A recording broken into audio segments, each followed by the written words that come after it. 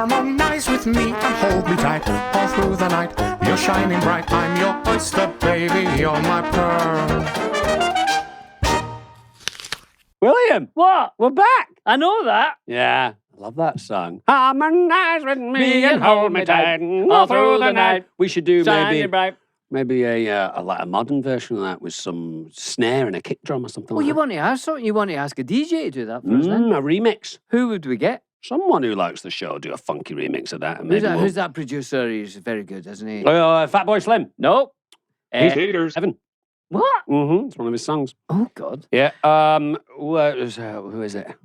He did all of Amy Winehouse's.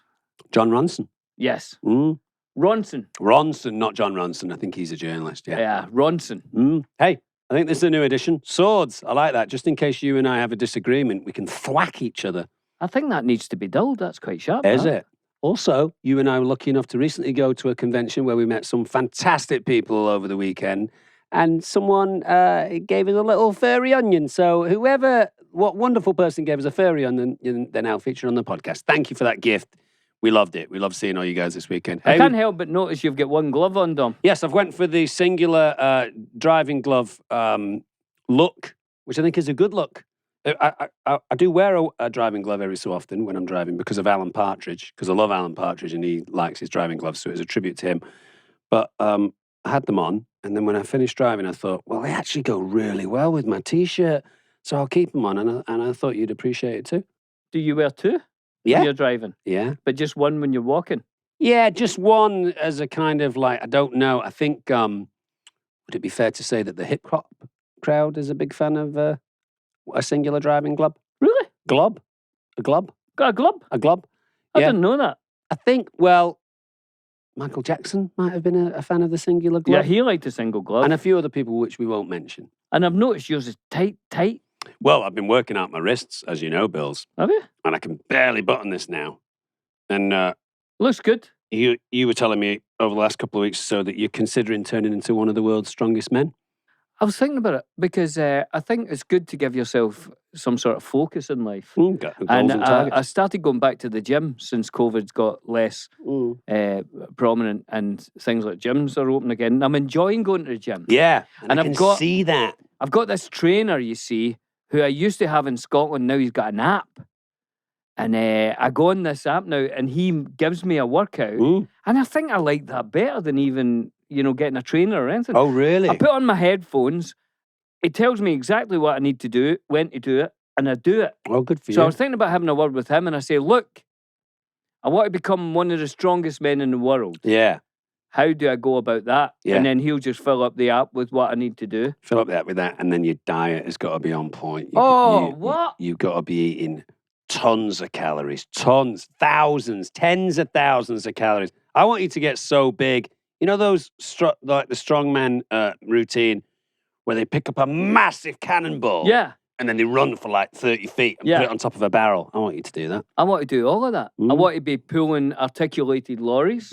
Pulling a plane with your teeth. I don't know how to work on my teeth. We've just got to get really strong gums. I can tell you about that. I've got really strong gums. Have you really? Yeah. But since you started going back to the gym, I've noticed that you've got a certain kind of joie de vivre about you. I feel as if my legs feel good. My knee, I've been working on my knee and my buttocks. Yeah, your buttocks. I think that's where it it began, Tom. And I'm enjoying it. I like to, squat.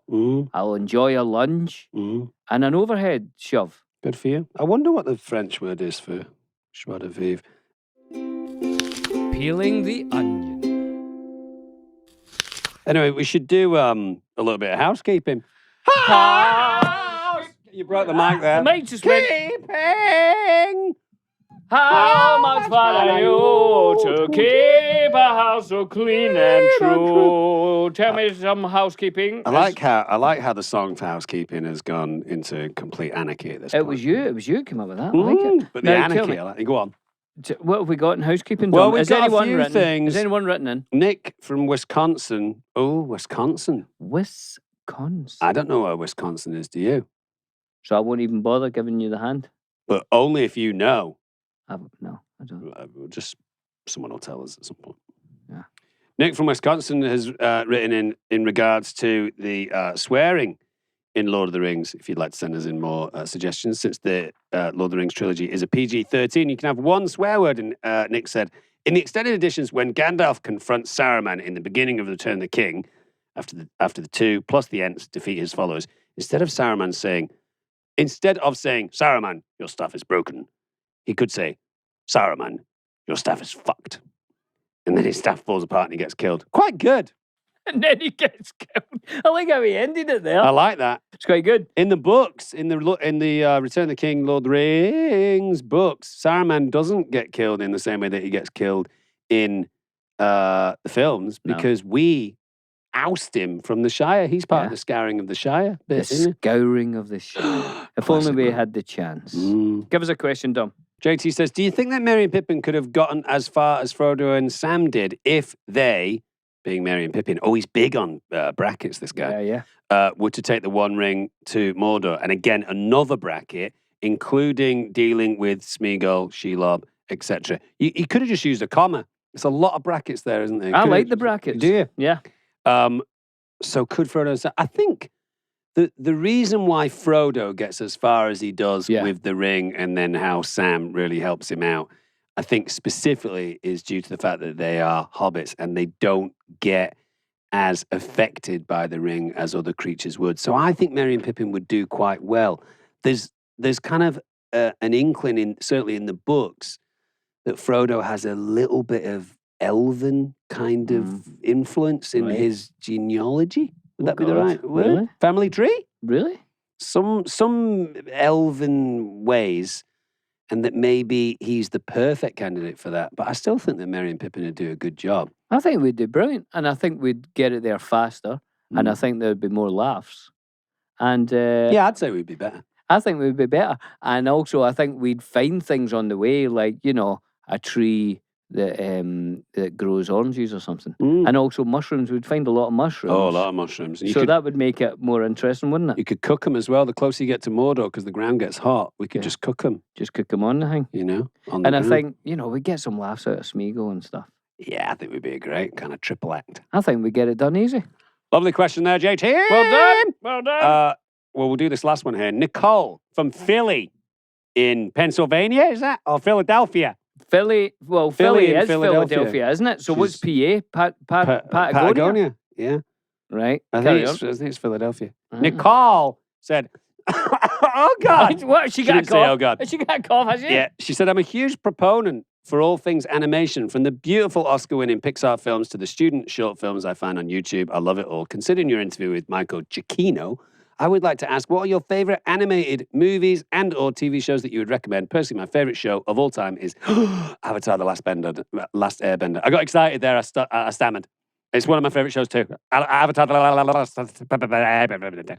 And one of my favorite movies is Spider-Man Into the Spider-Verse. Well, I love animated films, and my dad calls them cartoons. Do you know the difference between cartoons and animated features? Do you know what? I don't. I'll tell you right now. Right. I keep telling my dad, but he keeps calling them cartoons. My dad's a big fan of dismissing those things. Yeah. Cartoons are supposed to be less than 3 minutes long. Really? That's what defines a cartoon. Whereas an animated feature, as we know, can be a few hours long if it wants to be. Less than 3 minutes as a cartoon. As a cartoon. So Tom and Jerry type vibes as a cartoon, because it's kind of a little bit of a... Some of them are more than 3 minutes. Some of them, but initially when they started out, I think, because I think what cartoons did initially on the TV is they were the gap in between a show. Right. So you'd have a show, then a 3-minute ad break, and you put a cartoon in there instead, and then another show. Looking in your eyes just now, you look as if you're not 100% sure it's 3 minutes. 3.5, could be 3.5 minutes.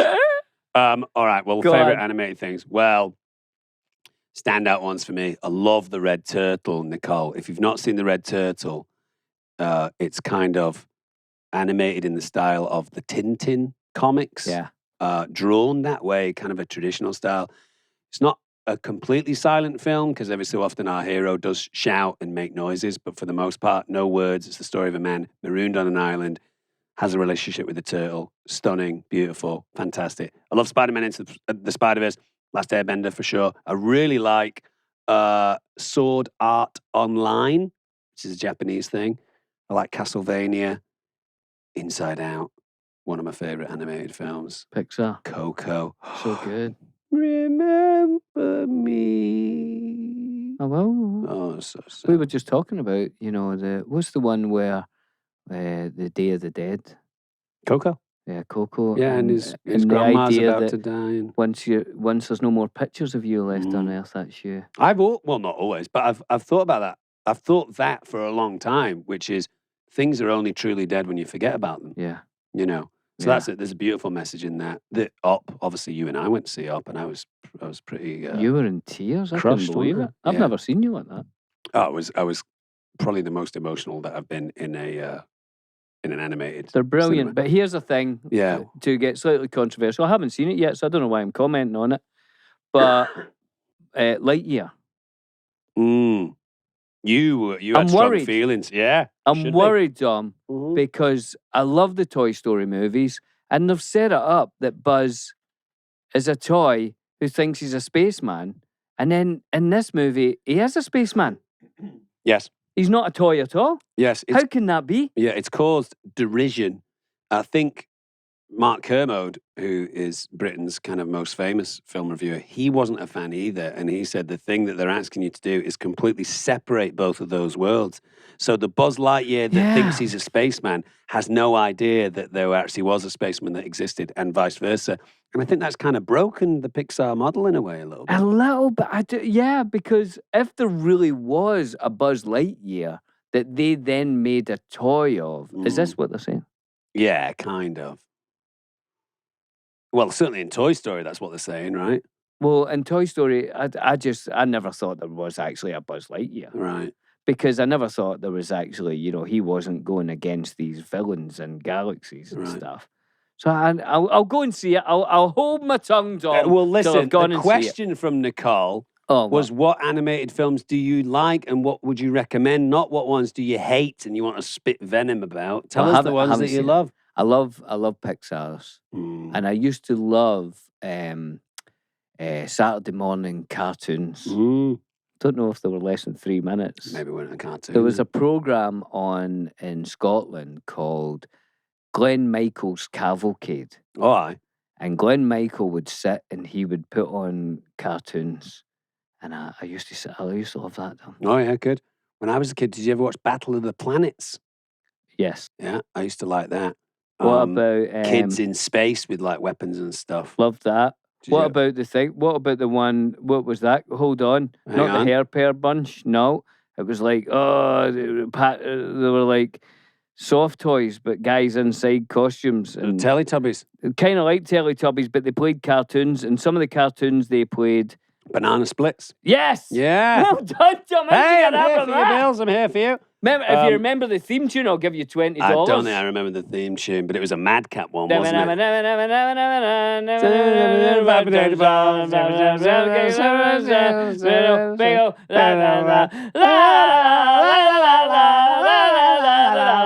Perfect. Yeah, I love that. I'm not done.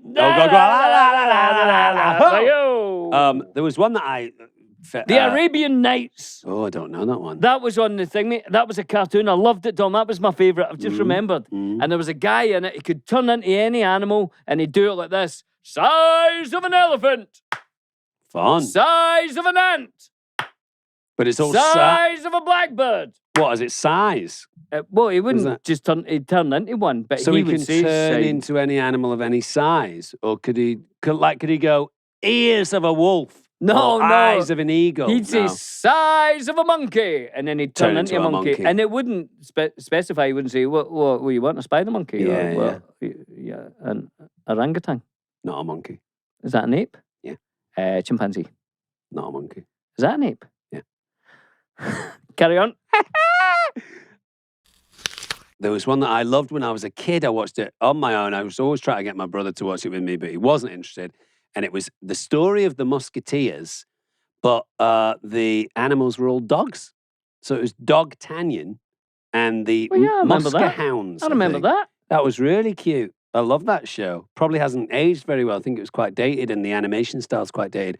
But I would say the word charming about that. Yeah, I remember that. It was lovely. I used to have a friend when I was younger as well who took up cycling in Scotland. And we didn't see him for months and months, and then he came back, and everybody called him the Musketeer, and I didn't know why, because he'd been outside so much. They said he was the D'Artagnan. Okay. Yeah, got a suntan, you mean? Yeah. I love that. Well, is that it? We've got a few voicemails. Should we fire in a few voicemails? Yeah, give us a voicemail. We don't Come have on. Johnny Clues with us this week. We have Shanti, and I'm expecting that maybe the studio is going to be wonderfully run this week. Hello, Mr. Boyd and Mr. Monahan. Oh. My name is Lexi. I'm a music therapist from Nashville, Tennessee. I wanted to first say thank you for having a music therapist on your podcast a while back, getting the word out about music therapy. Now, I have some misheard lyrics from Pantera's Cemetery Gates. It's supposed to be Reverend at the beginning, but all I hear is, red rum,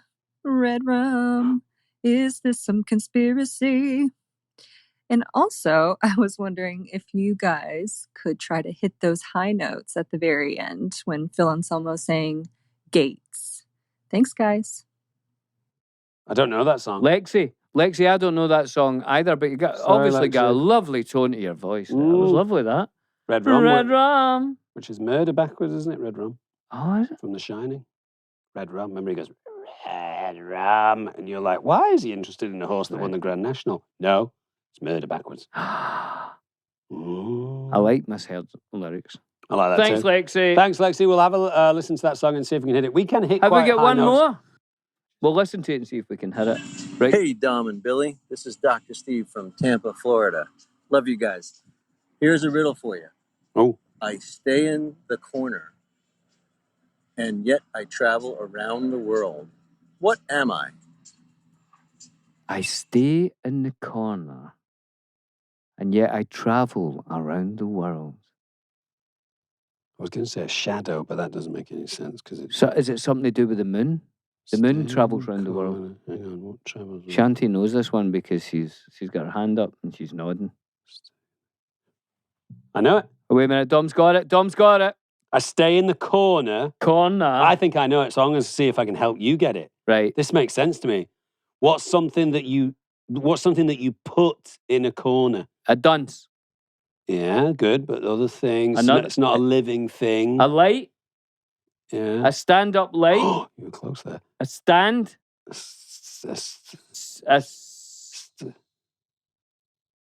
You put it in the corner of something. It's like it's a device that helps something go around the world. He's totally got it. I've got it, haven't I? It helps. What if you want to send something around the world? What would you put in the corner? A stamp. A stamp. It's right, isn't it? That's a very simple but cool riddle. Thank you, Doctor. Hey, I love that. That's great.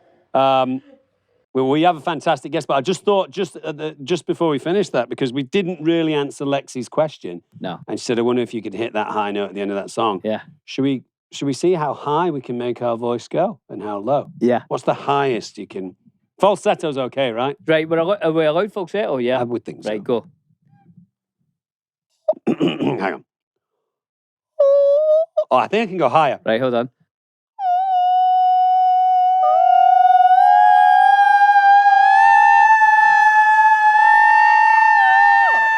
What's that? What note's that? I don't know, but hopefully you're not wearing any earphones, people listening at home. We both nailed it. That was good. What about the lowest? Right. Wait a minute until I fix my mic. It keeps going like this.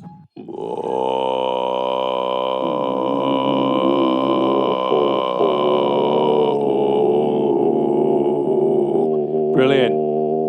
Hey, that's worth subscribing to the podcast for, right? Right. That alone. A very low note and a very high note. You're welcome. Well, we've got a fantastic guest today. Should we bring him on, or should we talk about him? Let's bring him on, and then we'll talk about him right to his face. Oh, I love that. William. What? It's not just you and I in a room now. We've been joined by our wonderful guest, Guy Branum. You have no foundation to know whether I'm wonderful or not right now.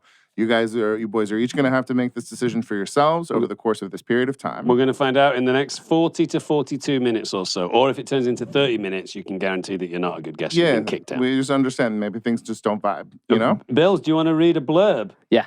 Go on then. I'll do the first part, right? All right, lovely. I want to get your second name correct. Branum. Branum. I got it right. Better. Guy Branum is the creator and host of TruTV's talk show the game show. Yes. That's off the air. That's been canceled. This is an old bio, and I apologize. Bad start, Bills. Bad start. Do you want to do your bio? Yeah. Okay, do your bio, Guy. I'm sorry. Listen. My name just is nod Guy. I'm a stand-up comedian. I write for TV shows sometimes. I had a really funny talk show called Talk Show the Game Show. It's available on HBO Max if you want to go back and watch it. It was canceled. It was canceled. So it wasn't that great. Yes. I am one of the co-stars and a co-producer on Bros, which is a romantic comedy with Billy Eichner that's coming out this fall. Really? And I'm also on a show called Platonic on Apple Plus. I don't know when that's coming out. Okay, good. Well, you've clearly done your own research. Well, Guy. this is much better than Johnny Clues gave us. Yeah, exactly. He gave us a bio from like months ago. Look, this is my failure ultimately, that I haven't written a nice new updated bio for myself. Fine. I also got a goddamn book. It'll come up later. We okay? know about the book. Yes, it's called My Life as a Goddess. Why don't we write your bio right now? Well, there's some more blurb here. Guys, stop me if we get this wrong. Right, go on. Guy's also appeared on At Midnight. Yes. Chris Hardwick. The Nightly Show with Larry Wilmore, The Meltdown, Road to Roast and Debate Wars. As a TV writer, Guy spent 3 years writing for Hulu's The Mindy Project, was a producer during the show's last season. Other TV writing credits include A League of Their Own from Amazon, Punk'd, and Awkward on MTV, another period on Comedy Central, Billy on the Street, Fashion Police on E. That means he's watched the Grammys at Joan Rivers' house. Whoa, we need to talk about Joan Rivers' house. But also, you're on Punk'd. They tried to punk me. Didn't work. Oh, really? I wonder if it was the season I worked on, it was like a late season, and all we were doing was mean stuff to the cars of people who were in Twilight movies. 100%. That was just all we were doing. That was the hot movie. Yeah. Hurting the cars of people who had been in Twilight movies. Okay. And it was not the job for me. Okay. No. You don't like being mean to people. I think that pranks are crimes that like young heterosexual white boys do to each other. Right. And then it's like, this is okay. They're not threatening. Where I think women and gay guys prefer to just say mean things about their friends behind their back. And that, to me, like Fashion Police, like I'm far more comfortable with that than like, hey, let's make this person think their daughter died.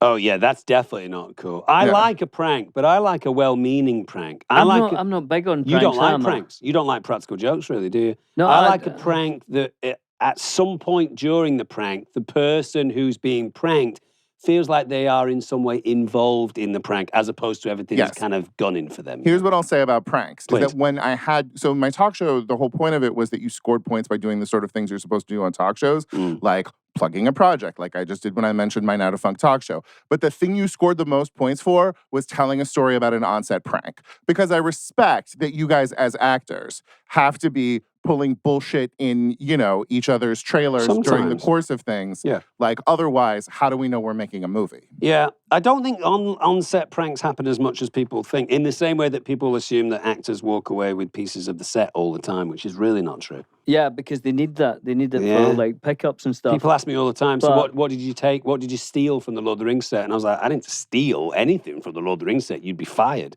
No, absolutely. You're giving stuff. But that's the beautiful thing about being on a television program that has been canceled. It's at that point in time, it's just open season to steal anything you can. Oh, yeah. And so I really, like and respect that. But you guys, like the process of making those films over, like, did you make the first two together or did you make all three of them? All at once. Oh, yes, I was just listening to, Gollum, what's his name? Andy Serkis. Andy Serkis talking about like his first scene was like on the slopes of Mount Doom. And it's like, it's ridiculous to think about you guys having to keep track of that. Yeah. But truly, like, that they're having to keep track of all of that for that entire period of time. Terrifying. Yeah, crazy. Yes. Well, what about your book, My Life as a Goddess? I mean, it's a solid book. I think it's funny. I think it's interesting. Book. What a great review. It's about me. It's in between a memoir and me sort of like talking about and analyzing pop culture. Like I generally take pieces of pop culture that like meant something to me at a part of time in my life and then sort of like analyze that while analyzing my own life. But it comes up today because there are 2 recipes in the book and one of them I made for you today. Oh yes, a peach cobbler, which we're going to get into. Yes. When Billy and I were doing press for Lord of the Rings for 3 years running when we came to LA, they put us in what was then the Wyndham Bellage, but is Mhm. now the London Hotel. Yes. And in the first year, neither Billy or I had a car. So we would just walk around Sunset Plaza, having lunch and stuff. And at one point, we walked down San Vicente and had breakfast and lunch. And we were like, man, people are really friendly around here. Everyone's asking us what we're up to, what we're doing tonight, where we're going.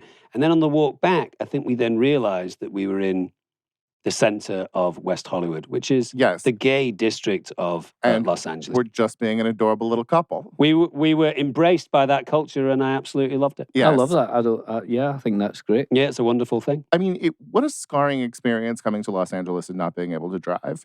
Like, it is Yeah, just, it it is. is such a weird, like, different experience to have, like, a pedestrian life Yeah. in Los Angeles. It's my number one tip to anyone that really has never been to LA and they're Yes. coming for the first time. What should I do? Where should I stay? Blah, blah, blah. I always say you have to rent a car or hire a car, as we say in Britain. And they're like, I don't want to, I'm on holiday. And I'm like, that's fine. But what that means is you're going to only be able to walk somewhere and it is 38 degrees outside. It's Yes. 110 degrees outside. So you're really going to struggle, you know. So hiring a car is a big thing when you're in LA. Were you guys daunted by the prospect of having to reverse all of your instincts for driving? I'm just so scared of ever driving in Britain. Like, I would do it wrong. Like, I would just switching to the other side of the road, I would end up killing several people and myself. Do you know what happens though? Because you sit on the other side of the car, Yeah. and then it all makes sense. Yeah, Really? but Yeah. yeah, It doesn't. but Bills, What? do you remember What? that because Billy's a big fan of the seaside because he likes to take his bucket and spade down there and make, I like make being at the sandcastles sea. and stuff. I used to be driving with you very often when we used to take that snaky sunset run. All the way down. It's the only way I Sunset knew how to Boulevard get to the sea. So I'm on the side of the car that is closest to the curb. And in the early days of you doing Yeah. that, I'd be like, Bills, you're way too close to the curb. You're way too close to the curb. Yeah. You'd be like, oh, God, I'm out. I'd be like, just slightly get over to the white line. I was all right though. I was 'cause all right. The curbs in California are like 3 feet high. You know, in Yes. England, that you can hit them and just kind of use them as a guide, but you're obviously going to buckle your wheel here. And, you know, when Californian's at its best, I mean, the thing next to the road is just, you know, a wall of stone All right. that would destroy you immediately. So you can't drive a manual shift car, a stick shift car. I don't know how.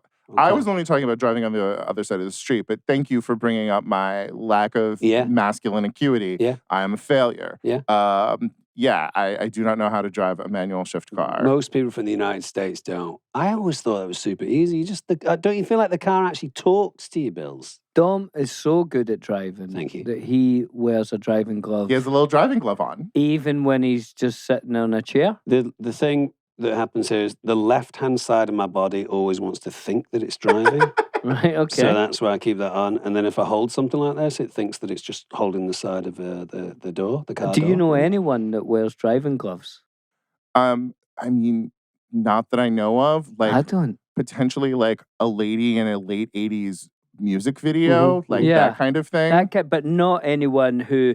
I go into Dom's car and he puts on gloves. Yeah, it's a tribute to who I believe is the greatest comedian to have come out of England since Peter Sellers, who's a guy called Steve Coogan, Yes. famous for Alan Partridge and you know Yes. a whole bunch of other characters. And Alan Partridge is probably his kind of greatest creation. And Alan, whenever he's driving, is very strict on putting on driving gloves. So it's a little tribute to him. I do love the process of putting on a glove, Mm. even better taking off a glove. Oh, lovely. I think they truly, you can't take off a glove without being a Prussian field marshal. Mhm. You know, Yeah. like you Yeah. just want to give orders. But I myself, like, I'm not a driving guy. I'm not an accessories guy. Mm. Do you drive? Like, I do drive. I'm a Californian. It is my obligation.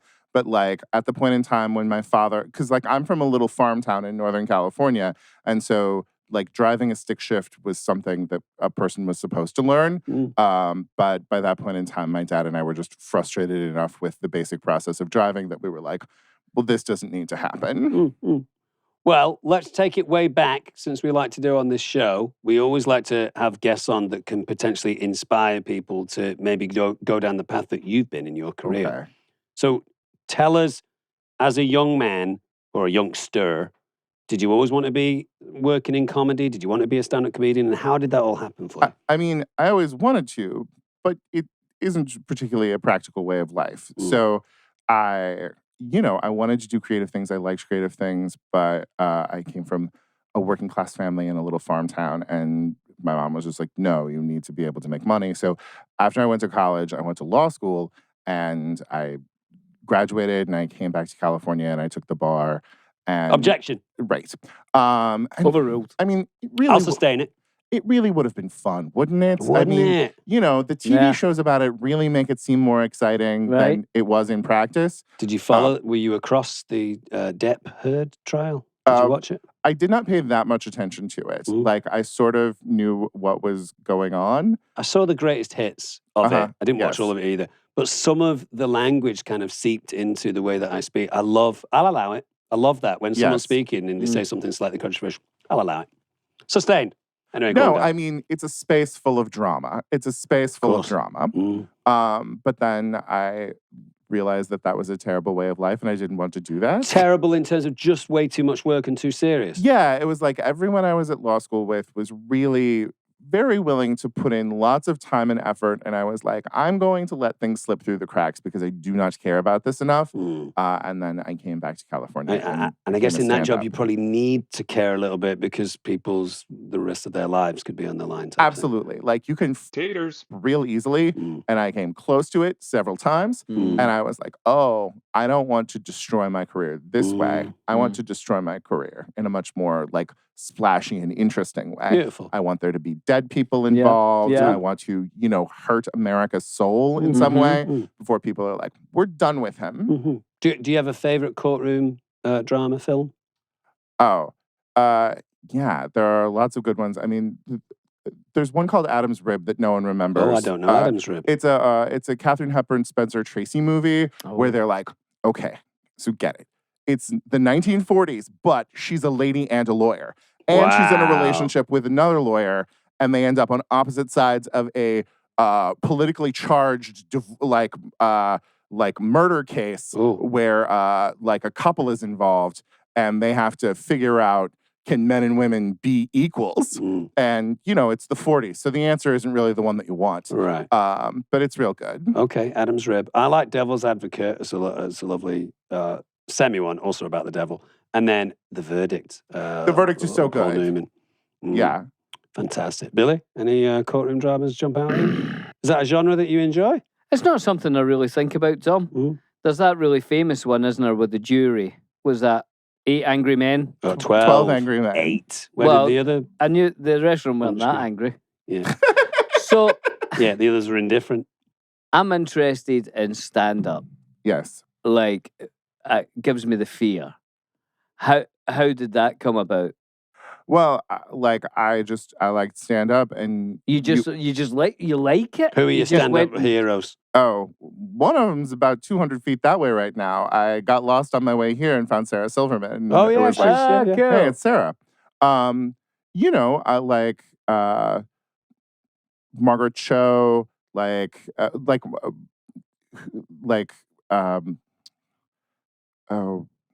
Robert Klein, Alan King. I looked up to, like, Chris Rock. All of these people are good. Everybody shows you kind of, like, different parts of the art form that, like, are meaningful. But the thing about it is, like, it requires, like, you only have to believe in yourself for, like, 30 seconds to be able to write a joke or get a joke out. And I was like, this is a good way for me to start in sort of, like, creative stuff, is I only have to believe in myself for very brief periods of time. Yeah. And then the great part about stand-up is being mad at yourself afterwards for how you taters. Yeah. And, like, that's how your whole growth process works, is just being constantly depressed for 4 years. I watched that. Sounds like you'd be a natural, Bill. I'd be good at it. I watched quite a lot of clips of you before this. It's really funny, some really funny stuff, and, like, really assured on stage. So have you been doing it for a long time? Yes, I'm quite old. So when was the first time you went on stage? Yeah, tell us about that. Okay, so the first time I went on stage was just this little cafe in San Francisco, and I was so nervous that, like, I got on stage, like, as quickly as possible, said the jokes that I had written in exactly the way that I had written them, and, like, my knee was bouncing the whole time. Like, I was so terrified for like, months and months. And then it really was, there was this one venue in San Francisco that always got good audience because Robin Williams would go there 2 times a year. And then just for the rest of the year, people showed up because they knew that they might see Robin Williams. And like, there was a very attractive couple in the audience, and I envied them and wanted to make fun of them. And it really was sort of like, it wasn't the first time I did stand-up, but the first time I sort of like broke free from what I was planning to do and just did what was there in the moment was like when things really fell into place for me. And are you on the circuit now? Are you doing a lot of it? I mean, like, the circuit kind of broke down for 2 years, you know? Like, things changed. I have dates. I should plug dates. Why don't I plug dates? That's why we're here. August 19th to 21st, I will be in Lewiston, Maine. Beautiful part of the country. And then there's another one, and I don't remember what it is. Okay, go to Maine, and then maybe you can tell them there where you go to GuyBranum.com and look at my dates if they're updated there. But I haven't been getting into like a regular rhythm in Los Angeles has been hard since things have started opening up again. You know, just like that. There is that way that you really need to be doing it 2 or 3 times a week. And is there clubs in Los Angeles where you could just turn up and say, "Oh, I've got a couple of minutes that I want to try." In my head, that's how stand-up works. That, you know, I'll be in my apartment and I write a couple of gags and I think, well, I'm going to go to the club now to try these out. I mean, they're like, usually I follow the rules, and like the improv a week beforehand is like, what dates would you want to come and that sort of thing. But like going into shows and just sort of being pushy and saying, hey, let me on, it always feels nice. You know, it always feels nice. Or like, especially in a different city, to just sort of like randomly show up to a show and be like, hey, I'm kind of a big deal. Will you let me on? And have them be like, of course. Now, feels wonderful. What about tips for a young stand-up that is a fan of the medium and wants to try it? What would you say? You just have to do it a bunch. Like, I am so impressed by the fact that there are people who started stand-up during the pandemic whose like first open mic was on Zoom. Do I think that they learned anything from a Zoom open mic? No. But you just have to do it so much, and you have to love it for its own sake, which I think is just something across like many art forms. People are like, how do I do this and succeed? And the thing is I feel like, do it because you love it, and that's how success happens. And it doesn't really make sense to people because people are like, how do I get a manager? Especially here in Los Angeles. The people who start in Los Angeles are exposed to success so early. That's the way that they think about things. And the thing is like, if you can love this thing, then under whatever terms you're having to do it, you're going to be doing it well and having a good time. Come from a place of wanting to just do it, and then the success will come from that. William? I was watching something with an artist the other day, and he just started painting, and he went to, some art gallery and said, would you take any of these or put them up? And the woman says, okay, what you should do is go and paint 400 paintings and then come back and you'll have an idea of, what your style is. You have to just do things.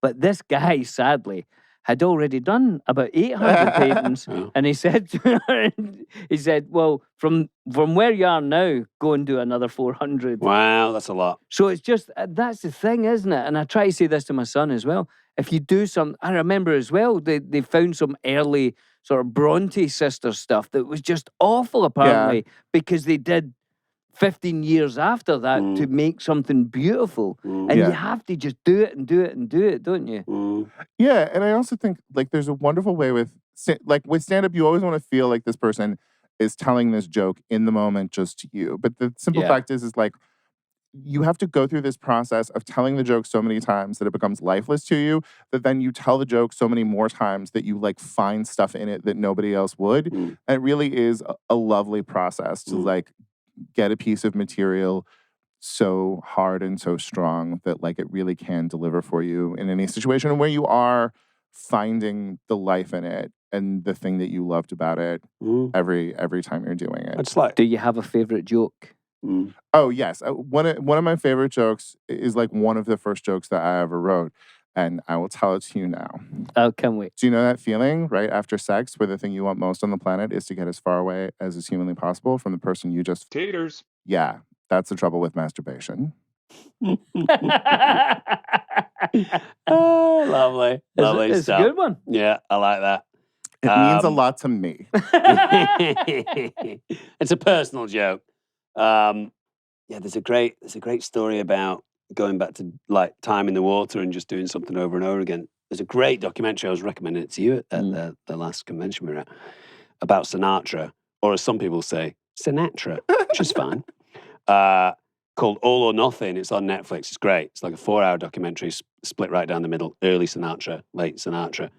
And at one point, when he's become established and he's gone through his jazz period and he's now kind of a staple and, you know, beloved and all this kind of stuff, Oscar nominated, blah, blah, blah.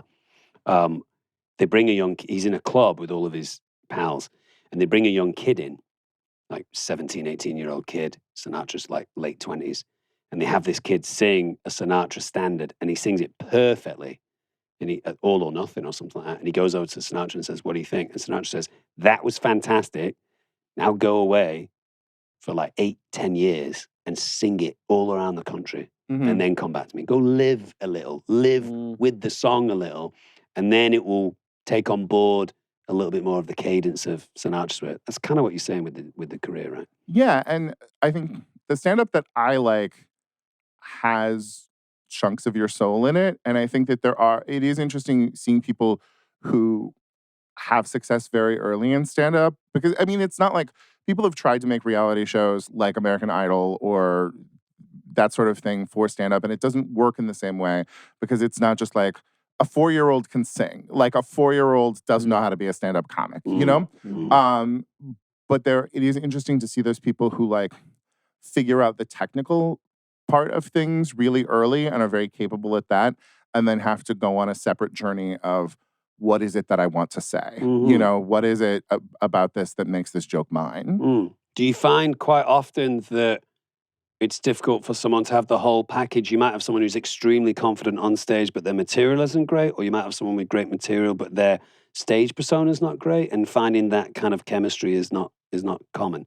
I mean, the wonderful thing about it is like, it's such an individual thing that everybody's combination is magical in its own way. The people who are good, if that makes any sense to you, that like, there's this woman named Aparna Nancherla who is very possibly the best joke writer in America. And she has the weirdest, most different kind of stage charisma. Like, it really is something not rooted in confidence, but lack of confidence. But it is also hypnotic and delightful to watch. Like, you know, it is really cool that like everybody gets to make their own product and have it exist on its own terms. And it's so lovely. Like, one of the things I miss most is the regularity with which I was just getting to see my friends do stand-up. And like, it is only my own fault for not going out more. It is just, I have been seduced by the charms of my own apartment. Yeah. No, I get it. And like you said, that you guys are all in the same art form, but the differences between someone like Sarah Silverman, who I've seen a bunch of times and I think is fantastic, the difference between her version of stand-up and let's say like Chappelle or Eddie Izzard is so different. But they're all telling jokes, and they're all telling jokes in their own way. Have you seen Eddie Izzard live? Oh, yes. She's incredible. Yes. Well, probably my favorite stand-up comedian of all time. I mean, Dressed to Kill just like, destroys me. Like, such a sense of command as a performer, and so smart, so erudite. Like, and I had a friend who was obsessed with her like 10 years ago, and she would work stuff out at Largo, and he was always making me go. And it is interesting to watch a special as it's still being figured out. Right. So what about the writer's room? So you've been in those, right? Yes. How does that work? Like, is there a script and then you guys write gags to it, or do you arrive to a plain piece of paper? It's the most fun thing on the planet. Is it? Like, at its best, when you're doing it right, truly, Dominic, dazzled by the size of your water bottle Thank right you very now. much. Not a But euphemism. Your commitment to hydration is Thank truly, you. you've gone California right Yeah, there. yeah. I'll tell you a very quick story about this. I was scuba diving with a group of people that I didn't know. And he just took the sea with him. I took the entire Pacific Ocean with me. I was scuba diving with a group of people that I didn't know, and a lady had this, and I was kind of taking the Michael out of her for a couple of days, going, man, that is huge. That same things that you guys were saying, that's a hell of a commitment to water. And she said, because it's so big and so heavy and cumbersome, you fly through the water very quickly. And I've only just filled this up when I was leaving. But it is true. You kind of want to get down to 3 p.m. as quickly as you can, just so that you can carry it. So thank you for that, Guy. Anyway, please continue. Writer's rooms are great. So the thing is you start out in a writer's room and like your showrunner like definitely has like a vision for what they want for the show, but you all sort of like pitch directions that things could go in and everything like that. It was sort of built more for the 22 episode world that existed 10, 15 years ago, more than now. But then like usually within like a week, you start going through and just breaking an episode of television, like figuring out what the plot points are. And then you as a room get it very, very finalized as an outline before one person goes off, writes a draft of it, and then everyone comes back and you spend just a time making it funnier, punching it up, doing stuff like that. And it was a couple of years ago, I had an idea that I wanted to sell to like Britain. I was like, this is an idea that is more appropriate to there.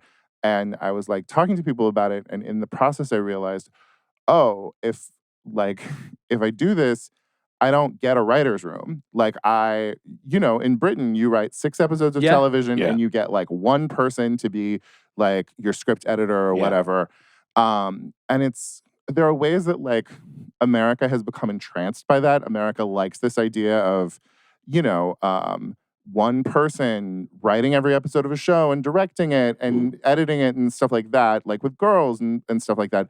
But I am so proud of how funny American television can be when you have this many heads getting in and putting jokes into it. And the thing is now we don't have as many TV shows that are full of jokes as we used to. And personally, was like terrified and floored by how funny the later seasons of Schitt's Creek managed to be. And when they won all of the Emmys, I was like, dear God, no, Canada is doing this better than we are. Should we go to war? Yeah. I mean, I think with all countries, when they do it right, it's hilarious. Yeah. When the United States is funny, it is incredible comedy. I mean, I was saying to Billy last weekend, I think Larry Sanders' Show is my favorite TV show of all time. I mean, it's just so good. Rip Torn was so good. He's incredible. And like Janine Garofalo, one of my great inspirations as a stand-up early on. But like she's brilliant. Loved her so much on that trifecta of Shandling, Tambor, and Rip Torn. Yes, incredible. But also, as you were saying, with singular voices coming out of Britain, like, I think John Cleese wrote Fawlty Towers with his then wife, Connie Booth, but like Ricky Gervais's work with Stephen Merchant, Office, Extras. I mean, I just got done watching Ab Fab, the first 3 seasons of Ab Fab, and it's like crazy it's just 18 episodes, but like every one of them is a classic, where like in the old school American 22 episode style, the joke was always like, episode 17, never good. Right. But it is so much fun to work with a collection of voices and learn the process of sort of like working together and really being able to appreciate and enjoy and bounce off of people. Like it really is the way that like comedians hanging out after a show, you just get into that rhythm of everybody's on and nobody's in charge. And, you're just having fun. And like writing in a writer's room at its best really is that thing of, so like we now mostly work over Zoom. And I hate the way that punch up happens over Zoom. Like so much of the time they'll just send people off to write their own jokes. And that's bullshit because people write the same joke separately, and you don't have that moment of, you said it this way, I have to make it better. Yeah. And those moments of like, because at its best, it's like the best kind of collegial competition of just sort of like, I need to not embarrass myself in front of these people I really respect, and I really want to make them laugh. Yeah, yeah. I love seeing those moments in like sitcoms when a gag's not working and you just see all the writers' heads kind of, oh, there, try that. Yeah. No, no, try it again. I think that's great. And I think we just like, we got too comfortable with the machine and we started doing like, we started using this well-honed process to make crap. And it's different when it's sort of a machine like that as opposed to in Britain where like, you know, Michaela Cole's so funny. Let's let her do something for 6 episodes. Yeah. You know, where this machine did sort of start churning out crap a lot of the time. Yeah. Well, what for you are the standout benchmark American comedies, just to make sure that we've seen the ones. Have you seen the Dick Van Dyke Show? I don't think I have seen the Dick Van Dyke Show. Oh, the Dick Van Dyke Show is like an early family sitcom, but the guy is a comedy writer. He writes for a variety show. So you have, like, it's from the era when everybody still had vaudeville skills lying around. Right. And it was like, you know, we are going to make people sing. We are going to make people tap dance, that kind of thing. Right. Mary Tyler Moore Show, our first classic, Sassy Gal in the City show. Yeah. You know, your Golden Girls, your Designing Women. Yeah, like those are, and then you start getting into the like voicier 90s ones like the Larry Sanders Show. Yeah, Billy's not seen it.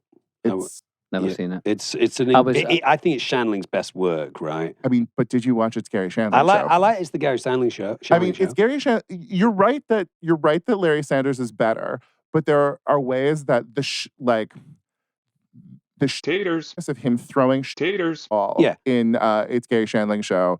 And also the breaking of the fourth wall is incredible. The breaking of the fourth wall was so good, and like it was taters sitcoms at a time when sitcoms were all over the place and the same thing everywhere. Where like the Larry Sanders Show stands on its own. Yeah. Like it is still good in its own way. Taters. Rip Torn talking about Liz Ashley's ass on that show. Amazing. I'm so glad that we have that for posterity. Yeah. You know, like... And it's almost like, I mean, I think it genuinely is my favorite TV show of all time, so I can go on and on about it. But that trifecta that you've got where they almost create a singular beast, those three. You've got Shandling, the host, who's insecure about the way he looks and his face and his ass, and is that girl going to go home with him tonight? And then you've got Tamble, always insecure that he's going to get fired, and then Rip Torn trying to keep the entire show together. They become this hugely insecure, self-involved, paranoid, singular beast. It's an amazing thing to see. Well, I get really mad at how much LA loves making shows about LA. Like, I think we really have forgotten how to make stuff that's about the rest of America. Right. But there is the way that like everyone gets to sink their teeth into it more when it is these sort of people that they know. And there is that way. Did you watch The Comeback? Love The Comeback, Kudrow, yes. right? Yeah. Like, I mean, the Comeback is just one of the smartest, most nuanced things, sort of like tearing about this world that like Lisa Kudrow has like been in. Yeah. And like in the same way, it's the Larry Sanders Show is just like delicious because they know these people and they hate these people and they are these people, and the ability to like tear apart the person you almost are is the best. I think Shandling was a big fan of that, right? He was a big meditator. He was big on transcendental meditation. I think he had done a lot of work on his ego and was aware that this business does a lot for your ego in a bad way. And I think with Gary Shandling's show and Larry Sanders, I think he's consistently wanting to like kill his ego or at least compromise his ego. I do think a show that has your name in it makes you go crazier. Like anytime you have a show and it's resting on your shoulders, you go a little crazy. Right. But there is that way that people come here because they want to be that kind of crazy. Right. And it's why those shows are the best, because you can like both romance the ridiculousness of these egos, but also tear them apart and push yourself away from it, hopefully. Yeah.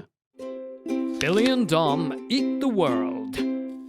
Should we eat the world, Bills? I'm starving. Every week on our show, we try and eat elements of the world. And it's not that common that someone actually brings a homemade It seems fundamentally dangerous to me. You guys saying, what's your favorite food? We're going to eat it, because it seems just like a setup For poisoning. well, but also just sort of like for you guys to hate something that somebody else really loves. God. No, I we're know. very, very positive here. Yeah, we're and very also, positive. I think it started off that we were thinking more along what's happening today, that people are really bringing something. Uh-huh. And we wanted it to be like from people's childhood or some sort of memory or something. So I'm glad you've made us something. Look, I mean, I could have gone for a simpler direction, but it's Taters. peach season right now. Is it? Like, Is it it? truly is. Peach season, It is- guys. It is peach season. I was just in my hometown, which my home county produces more peaches than the states of Georgia and South Carolina combined. What's the So name they- of your hometown? It is Yuba City, California. Yuba City. It is also the prune capital of the free world. Oh, Um, everyone's very regular there. yes. It's a lot of stone fruits. But I was like, my mom had sent me with a bunch of peaches. It's a little early in the season, so they weren't the most amazing. Is the But peach your favorite stone fruit? the peach is my favorite stone fruit. William?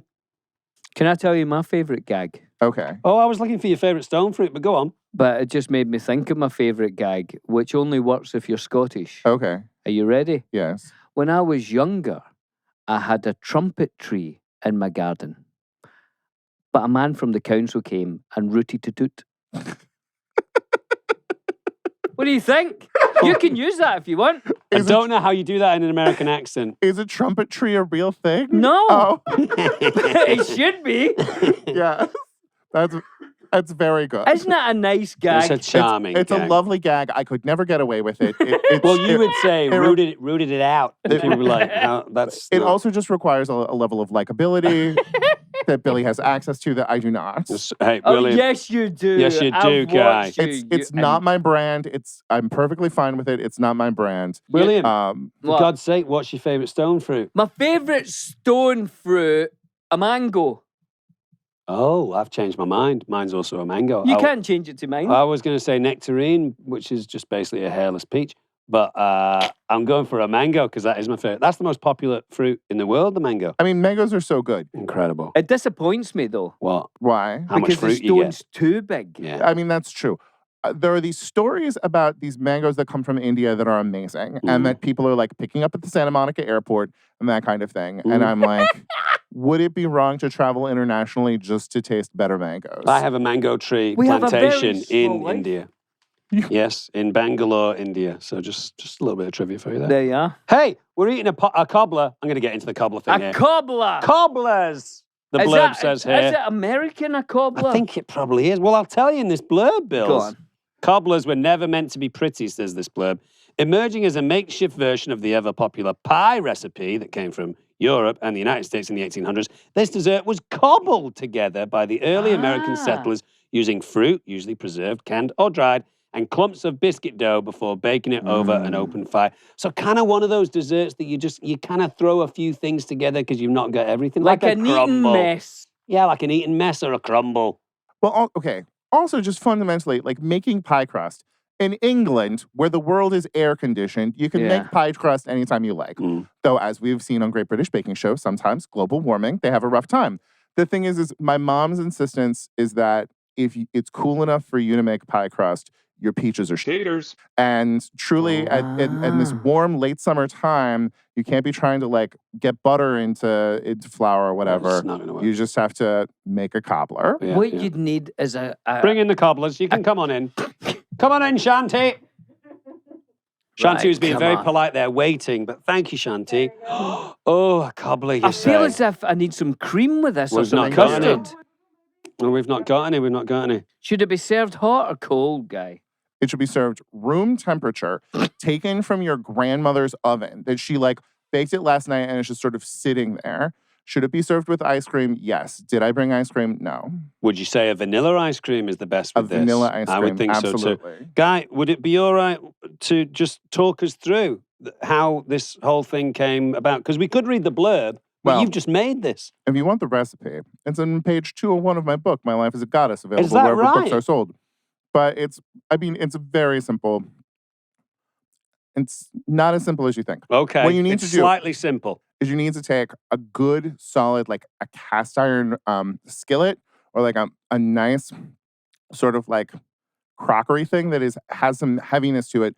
Put put some butter in it, and let the butter get brown. That's the only thing that's hard. Okay, is letting butter get brown and not burn. Okay. And then you just mix even amounts of cream, sugar, and self-rising flour, or flour that isn't self-rising, and then you put some baking soda and some salt in it, and you put that in, and then you put the peaches on top of it, and then you bake it until it's done. Guy, it is Taters. fucking gorgeous. Yeah, I think that's a good reason to swear there. I would have said it was Taters. delightful. You've Taters. king nailed Yeah, it. you've Taters. smashed it, Guy.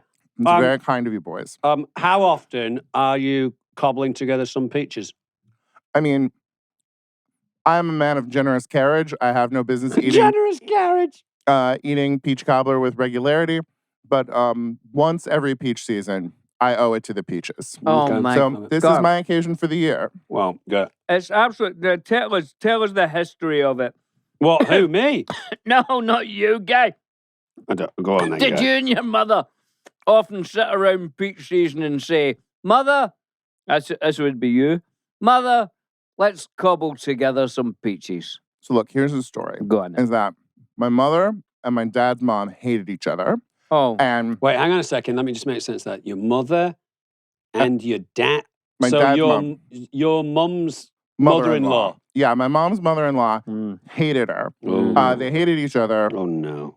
but my mom tasted my grandma. See, like my mom's mom had made peach cobbler a different way, Oh. and then my mom tasted this approach to peach cobbler, which is, controversial. There are some people who are essentially making crumbles and they're calling it cobblers, and my mom was like, "This is a better cobbler," and so my mom was very devoted to it for peach purposes or blackberry purposes. Did that forge together a slightly closer relationship between your mother and her mother-in-law? Dear God, no. They always hated each other. The anti-Semitism was too strong on my grandmother's part. Now, has your grandmother moved on to the other side at Yes. this point? Oh, I'm sorry to hear that, Guy. oh. I'll read a little blurb here, more stuff about the peach cobbler. It's believed to have come together in the same way as the first cobblers did. Fruit, dough, and an open fire. Peach cobbler is a traditional dish served in the Deep South, usually accompanied... Usually accompanied by a scoop of vanilla ice cream. Other versions of the cobbler, tart, pie, taut, pandowdy, sonker, grunt, slump, buckles, crisp, custard, bird's nest pudding, crow's nest pudding, have elements in common, fruit, butter, sugar, and flour. But the recipe for a true cobbler remains nearly the same as the ones that the American settlers used. By the 1950s, peach cobbler had become an American staple, and in an effort to sell more canned peaches, Georgia, those Taters. declared April 13th National Peach Cobbler Day. What a Taters. day. Yeah. Sorry, I shouldn't be cursing. You boys. But you're saying that where you come from makes more peaches than anywhere, including the state of Georgia. Yes. And also, Incredible. but like making National Peach Cobbler Day in April is, relying on canned peaches and Oh, not fresh God. peaches. Very, very frustrating. That Well, is fantastic. I'll tell you what I'm isn't finished, frustrating mate. is It's- this. I finished it, Dom. Yeah, it's Taters. fantastic. Very sweet. You guys, before we go, I have to say something to you. Go on. And it's this. My constant fear in between the years 1999 and 2003 was that I would die before Return of the King came out. It meant so much to me. Really? I was so thrilled when those movies came out, and am still to this day dazzled that as somebody who loved The Lord of the Rings as much as I did, it was good enough that there was truly nothing about it that I was like, there's that fanboy instinct to be like, this is wrong or whatever, but like truly, like, what an amazing thing Wow. to have been part of and contributed so much to.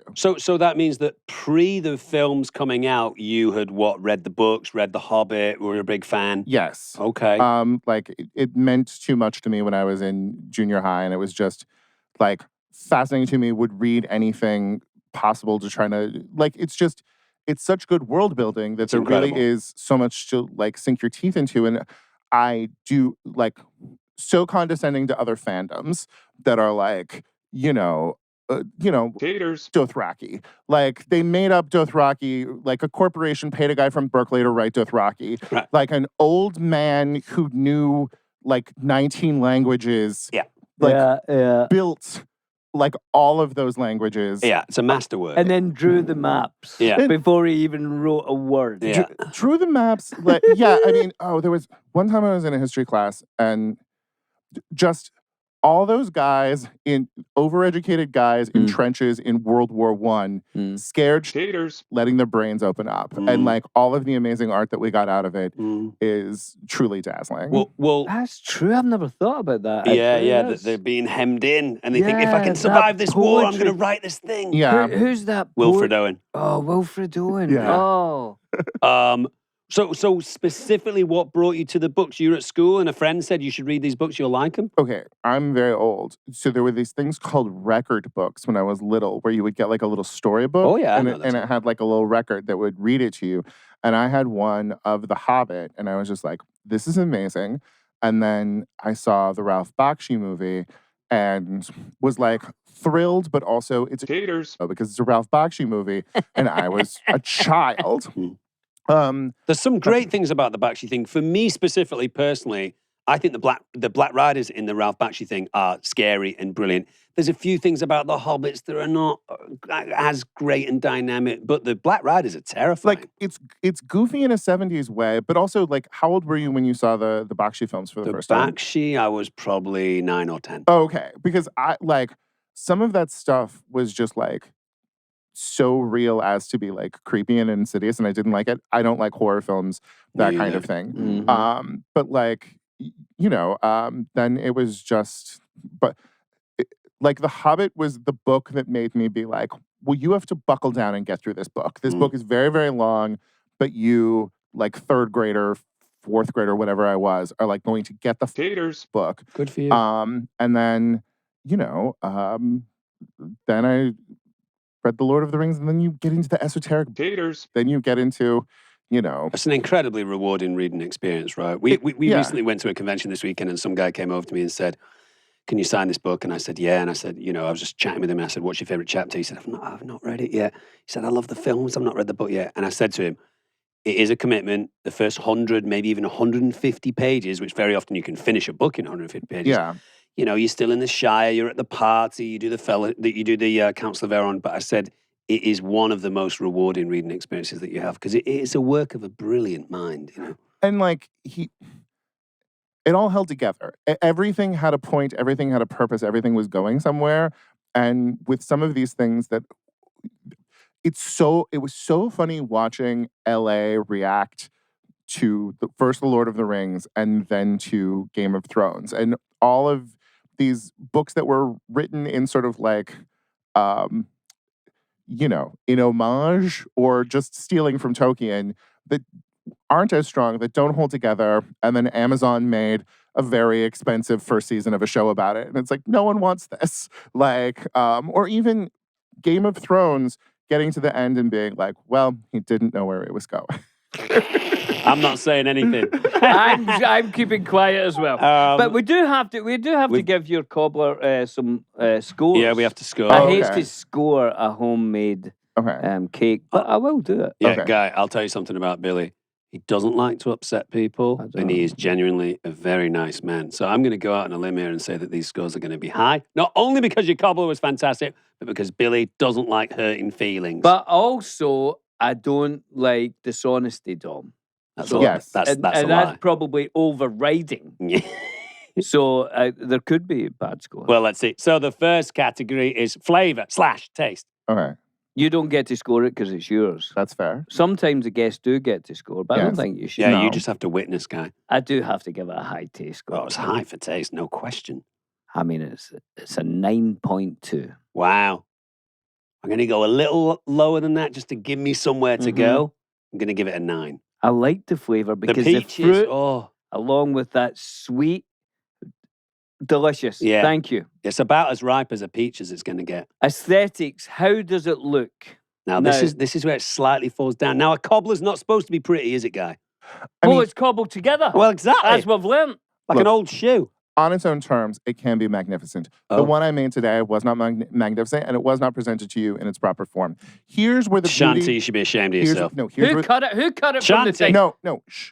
Here's where the beauty of the cobbler happens. When you have immediately pulled it from the oven, and it is still sort of like crackling and popping and like moving a little bit. Yeah. That's where the action is. A little bit of ice cream on there then. I mean, yes. If I had really been thinking, I had thought about this scoring process enough, I would have come in with video and really been able to back up the beauty of my cobbler. And I have to say, this cobbler itself was not my prettiest. And, you know, it came to us as like piles of chaos. Yeah. Piles of chaos on a paper plate. We can see the with plastic dish. plates. Hang on, Shanti's bringing in the actual it doesn't dish. Let's deserve see. it. Shanti Guys, is shaming take it out, take it out. No, No. bring it Come in. on, come on, Shanti. No. Ah, Well, yes. it's a nice In dish. a little Let's have a casserole. look. It's lovely. Well, No. it means that I can eat a little bit Let's have a more. look, Bills. It looks like. Let's have a look. It looks What? like a dog got at it. What kind of dish have you got here? Is it expensive? I mean, it's nice. It almost I mean, looks it's got a like. good weight to it. Yes. Hold on till I check it, guy, because I'm not going to be eating off of any. Looks like the end of a shepherd's pie in there. It does look. You can put a nice shepherd's pie in there. Yeah. Oh, that's nice. That. Yeah. Right, Tom. All right. Scores. Looks. I'm gonna be charitable because it's homemade and what a beautiful thing. I for don't you to need do, your Jeff. charity, Dominic No, Monaghan. all right. In that case, I'll be honest instead, and I'm going to give it a 6.5 for looks. Fair. Okay.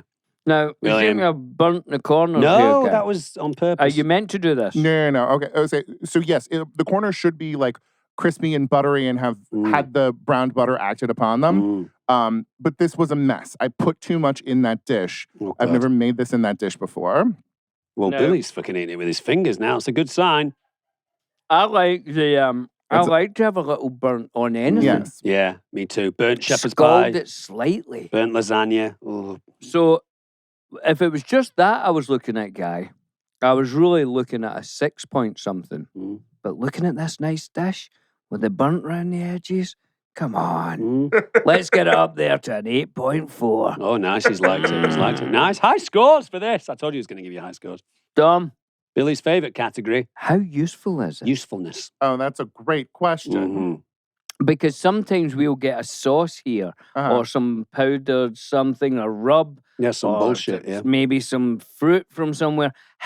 If you've got it in your cupboard, how useful is it? Yeah, to pitch pictures on what you can do with a cobbler. I'm going to say part of the pride of a cobbler is that it's not particularly useful. Oh. It is a tool for special occasions. Like you essentially, it needs to like be summertime, Mm. and also you need to have like this is not a dessert for after a meal of any substance. Like Right, it right. is too heavy for that. Like Yeah. this is only in like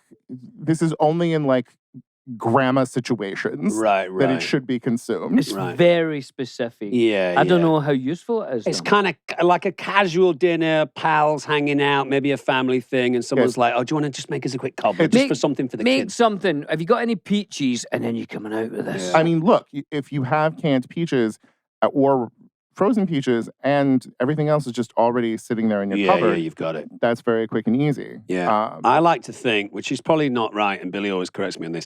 Can you bring it to a soccer game and hand it out at halftime to the team? Oh, dear God, no. I don't think you can with a car. I don't No. think it travels well. Here's what I'll say for usefulness. Two other things. I would say it is a dense enough dessert that you could smother a person with it. If you were in a Good. situation that you need to kill somebody, ladyfingers aren't doing that. Yeah. Mhm. And then What about, have you ever seen a vanilla ice cream, peach cobbler kind of scoop combination? You know, like you could do that. You could combine those two things. oh, what are you Like You you're mean at an cut ice cream this into parlor. it, Cut this into it. And you've got your chocolate and you've got your maraschino cherry, and then they've got a vanilla ice Maraschino cream cherry? with peach cobbler swirl. You could have that, surely. I don't care for that ratio. Oh, I'm sorry, And Guy. I'll let you Ben and down. Jerry tried a peach cobbler ice cream. It was okay.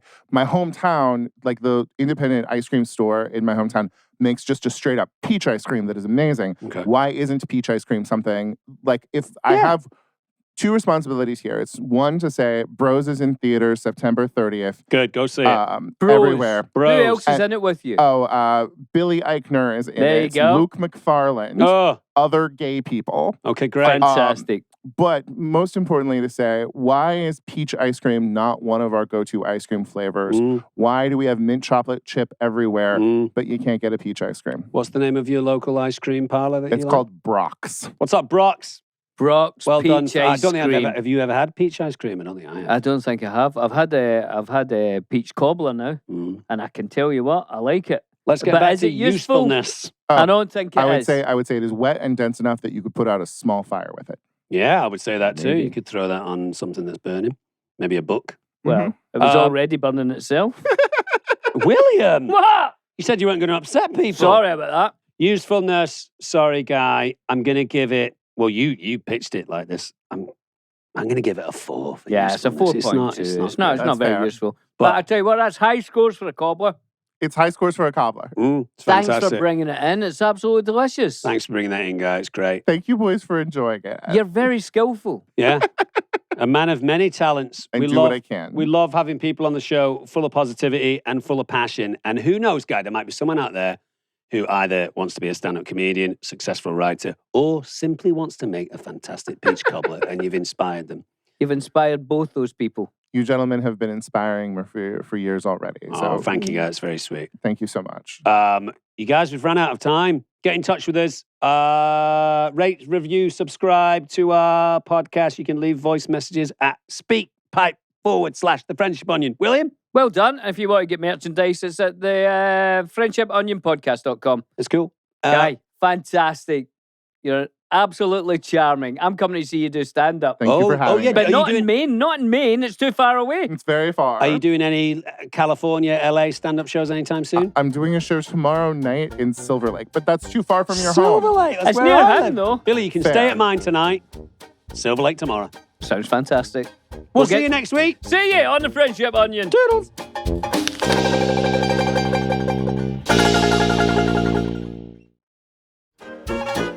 Harmonize with me and hold me tight all through the night. You're shining bright, I'm your oyster, baby, you're my pearl.